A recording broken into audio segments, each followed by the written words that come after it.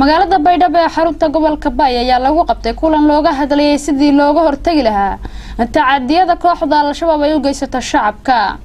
Wariyaheena Maxamed Aadan Socdaal ayaa faafinta warkan inooga soo diray magaalada Baydhabo. Kulankan ay soo qaabisay wasaaradda warfaafinta iyo wacyigelinta bulshada dawlad goboleedka Koonfur Galbeed Soomaaliya isla marxantaasna diiradda lagu saarayay falalka guraacan ee kooxda Al-Shabaab ay ka geystaan deegaanada Koonfur Galbeed Soomaaliya ayaa waxa ka qayb galay bulshada qeybaheeda kala duwan kuwa oo isugu jiray dhalinyaro, odayaal dhaqameed iyo haweenka. waxaana inta badan lagu falanqeynayay qaabka looga hortagi karo dhibaatooyinka ay geystaan kooxdaasi.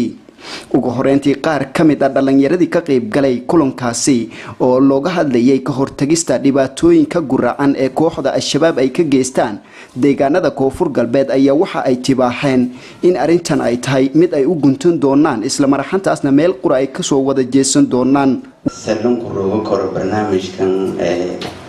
argagixisada dhalinyarada salon wareego taas wacyigelin koob barnaamij wacyigelin joogtaan tilangala antii wacyigelinta laga gudo jirona lanka adowga may garado kor bulshada ka jira anta fadhi kor maqnaada koran deegansada koran aragay mar walba may raynay dhajara may lambaanya antii aragday la isku dhasaar la isku gobol la sheegay oo baan ibaha sheego adina ha sheegdo kan kale baa sheego ki walaalo ku sheekiyo baa sheega fududaadaas oo sidan badadaas way ba faday dhalinyarada inaan ku codsado in iyo nafta iswacyigeliyaan isbaraarujiyaan kiisho kan kala hoolu sikajaro oo muuqato oo dhalinyaradu isku qabdahay in iyo meel raayis xoojiyaan garabsiyan garabsuruman shalay dhibanaayeen dhiga deediyaanay dadhuumadaanay geedina dhakanaadana ama mise dhakiirtaha surmaana dhawaan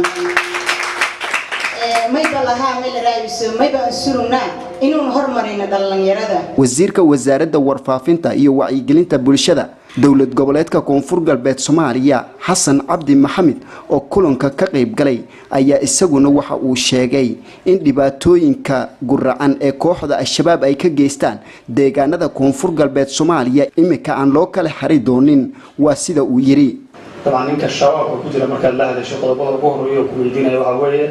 shabaab martaydan ku badbaadsanaya laakiin waxaan rabnaa in la helo laba qodob labadaas qodob waa tan ugu horeyso markaynu shabaab ka soo baxno in la helo amaan aan ku noolaan karo iyo nolol ka wanaagsan mid aan shabaab ku haysano waxyaabaha ku kalifaya dhalinyaradeenna ta koowaad iyo ta labaad waxa weeye shaqo la'aanta dalkan ka jirto dawladda Koonfur Galbeed Soomaaliya waxay diyaarisay xarooyin dabcan lagu xanaaneyn doono dhalinyarada shabaabka ka soo laabanaysa haddii alla idmo tababaro wacan oo mustaqbalka noloshooda ay ku hagaayaan la siin doona haddii alla idmo wasaaraddan baa noo qaabilsan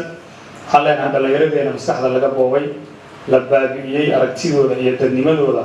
haddana dib loogu soo celiyo inay dadkooda baabi'iyaan inay gartaan halka ay Soomaaliya u socoto